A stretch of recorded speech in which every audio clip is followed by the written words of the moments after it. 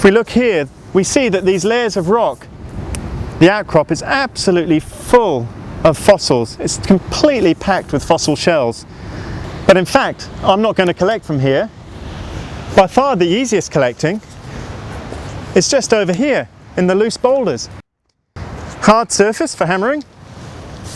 And I picked this one out because it obviously contains lots of fossils. You can see all these little white sort of shell-shaped streaks. Each one of those is the edge of a shell that's worn through on this worn face of the boulder.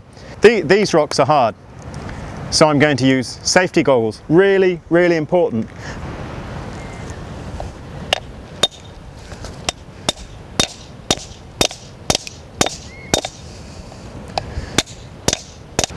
So as I'm chiseling, I'm actually moving the chisel to different places along that edge because I wanted to split it right through the whole piece, not just one little bit of it to come off. And here we go.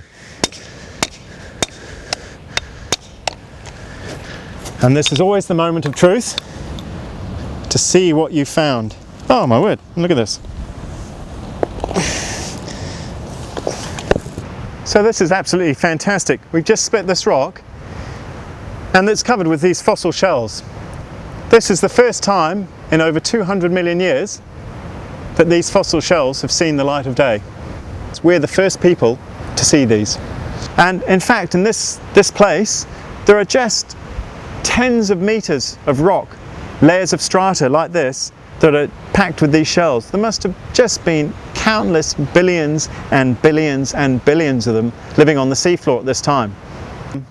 It's a thing called Monotis, and you can see that they're whole load packed together all over this rock. It's a thing that sort of looks like a little scallop. They don't live anymore. They lived during what's known as the Triassic period. Now, everybody's heard of the Jurassic period from Jurassic Park, the movie, and that's when the dinosaurs were at their heyday.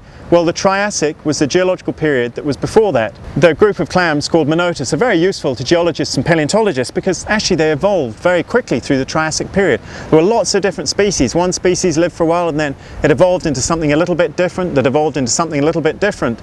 And so, because each species actually only lasted geologically a short time, maybe 1 or 2 million years, they're very useful for dating the rocks, because when you find a particular species, you know that those rocks were laid down in a particular time.